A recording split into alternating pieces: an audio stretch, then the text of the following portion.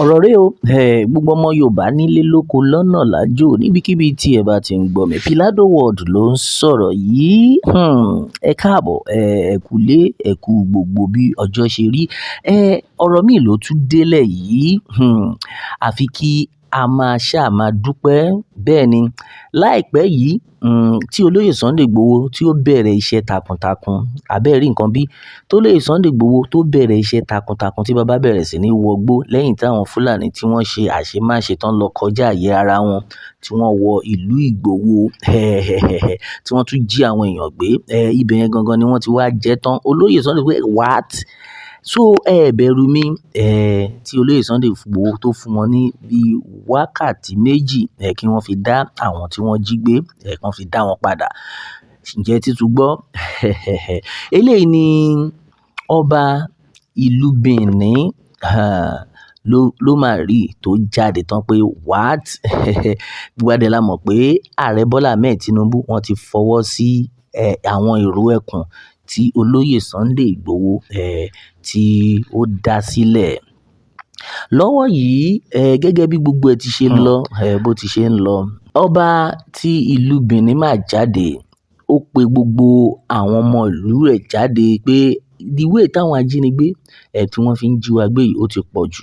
Lẹ́yìn tí gómìnà ìpínlẹ̀ Edo, ìyẹn Okpebholo, tóun náà ti jáde tó ti ṣe tó ti tiraka, àwọn ará bí yìí wọn ò máa dáwọ́ iṣẹ́ kan máa jínigbé dúró. Gbogbo àwọn Fúlàní wọ́n máa ń wọlé, wọ́n ń gbé àwọn èèyàn lọ́tùn, wọ́n ń gbé àwọn èèyàn lósì. Ibẹ̀ ni ọba tí ilẹ̀ Benin, ó jáde tán. Àwòrán ẹ̀ náà lẹ̀ ń wò yìí. Ó ní láyé kò jọ́, pé àwa náà a gbọdọ̀ tọwọ́ lé bọ́. Pé gbogbo àwọn ẹlẹ́ṣọ́ ààbò ẹ ti gbìyànjú, àwa náà ti rí. Ṣùgbọ́n nǹkan tí olóyè Sunday Igboho tó ń gbé ṣe ní ilẹ̀ Yorùbá yẹn, àwa náà ó yẹ káwa náà lè gbé ṣe. Kí ló dé tó fi jẹ́ pé àwọn Fúlàní lásán wọn ní jẹ́ a gbádùn? Eléyìí ni ọba Benin ṣe jáde síta. Ó pe gbogbo àwọn babaláwo, ó ní ẹ jáde. Gbogbo àwọn oníṣẹ̀ṣe, ó ní gbogbo yín, etí yín mélòó? On the 10th of July, meeting tá fẹ́ ṣe ni pé láti máa bẹ̀rẹ̀ sí ní ṣẹ́ èpè. Ẹ gbébọn lẹ̀, èpè, a máa make sure pé orí ilẹ̀ wa yìí any Fúlàní tó bá wọlé ó máa gbiná. Ẹ wo bí gbogbo ẹ ti ṣe ń lọ yìí, ká kan sára sí olóyè Sunday Igboho tó jáde tán. Wọ́n ti ń wò ó ní àwòkọ́ṣe báyìí. Nǹkan táwa fi ń sọ pé gbogbo ẹ̀yin ọba ilẹ̀ Yorùbá ṣé ń ríṣẹ́. Ọba Benin òun ló ti gbé ìgbésẹ̀ tó le yìí pẹ̀lú gbogbo àwọn ọmọ ológun tí wọ́n wà ní ìpínlẹ̀ Edo. Àti ẹ̀ wá mọ èwo léwo bóyá àwọn Fúlàní gan tí ẹ̀ ní ọmọ ológun tí wọ́n wà ní gbogbo ìlú gan tá a mọ̀ torí pé wọ́n ti dà wọ́n pọ̀ mọ́ra wọn. Now, bí gbogbo ẹ ti ṣe ń lọ, ọba Benin, ó pe gbogbo àwọn oníṣẹ̀ṣe. Ó ní gbogbo yín ẹ jáde tán on the 10th of July. Nǹkan tí a fẹ́ ṣe rèé o. A fẹ́ ṣẹ́ èpè, a fẹ́ bu iyẹ̀pẹ̀ ilẹ̀ Benin ni o. Gbogbo agbésùnmọ̀mí tó bá wọlé, ẹ̀yin ọ̀daràn, anybody, àwọn oníṣẹ́ ibi, pàápàá jùlọ àwọn Fúlàní yìí, tó máa fi lè wọlé ń sìn yìí o. Gbogbo agbára tá a ní ká sá sórí ilẹ̀ yẹn, pé wọ́n máa di mímú. Bẹ́ẹ̀ ni kélé máa gbé wọn lẹ́yọ kọ̀ọ̀kan sìn. Ohun tí ọba Benin, tóun ṣẹ̀ṣẹ̀ gbé jáde rèé pé ẹ wo, gbogbo táìmù tá fi ń gbébọn tá ń lo àwọn sójà yẹn, gbogbo táìmù yẹn ti kọjá.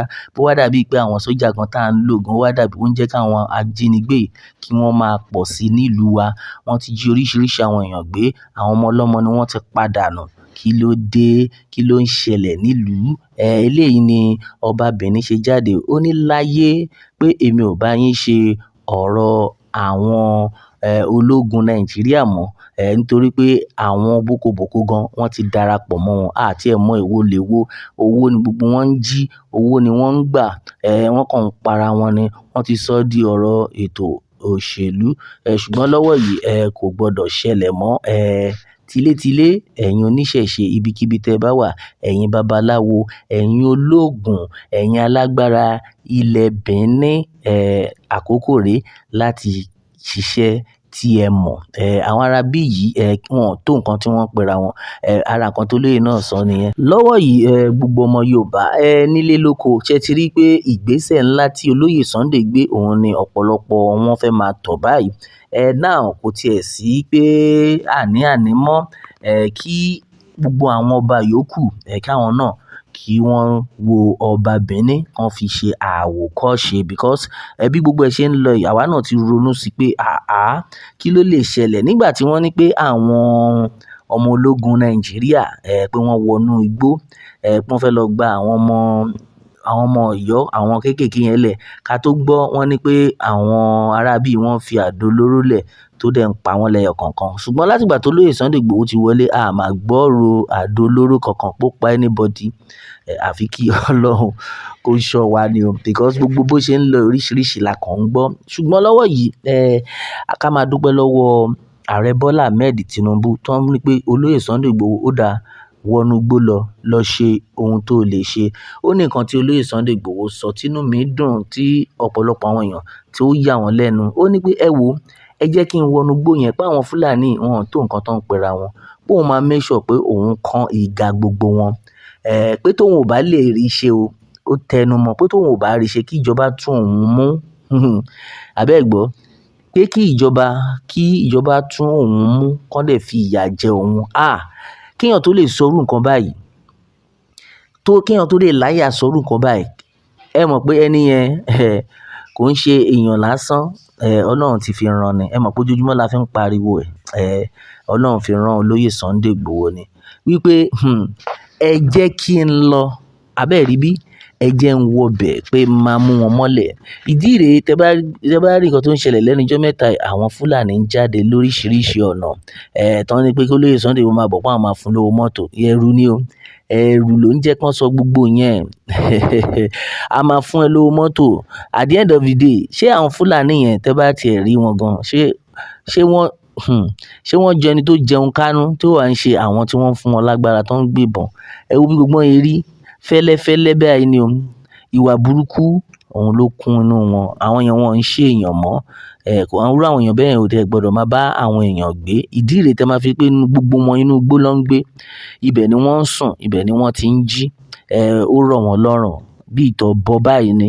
Àfi kí Elédùmarè kó ṣàánú wa ni. Ẹ̀yin èèyàn wa, kí ni èrò yín lórí ohun tí olóyè Sunday Igboho sọ nípa Arẹ́gbẹ́ṣọlá pé kí ló dé tó fi jẹ́ pé ó jẹ́ abáramóore jẹ́ ènìyàn? Pé ní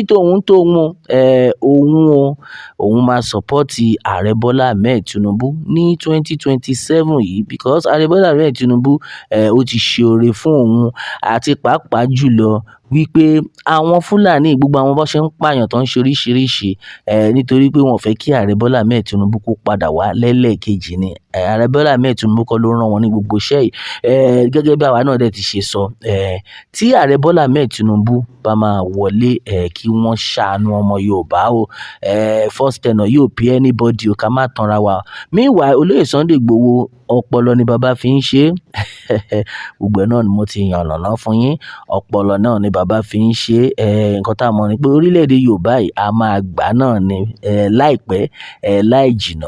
Ká máa wò ṣùgbọ́n àwọn ará bí ó dára ju kí ọmọ Yorùbá wà ńbẹ̀ lọ ju kí àwọn Fúlàní kan wọlé kan tún da gbogbo ẹ̀rú. Ọlọ́run ní gbà fún wọn. Bẹ́ẹ̀ ni ẹ̀yin èèyàn wa, a ní rí jù báyìí lọ. Ẹ jẹ́ kí n gbọ́ ìròyìn lórí comment section ohun tẹ́yin rò nípa gbogbo ọ̀rọ̀ tó ń lọ yìí. Bẹ́ẹ̀ ni o, a ní rí jù báyìí lọ lórí eléyìí. A ó máa bẹ ọ̀bẹ níbẹ̀ ṣọ àtẹ́lẹsẹ̀. A bẹ̀ náà wò. Ẹni tó bá lá má bọ̀ láàní dé bá kí Elédùà kó bùkún fún orílẹ̀-èdè Yorùbá. Ó dàbọ̀.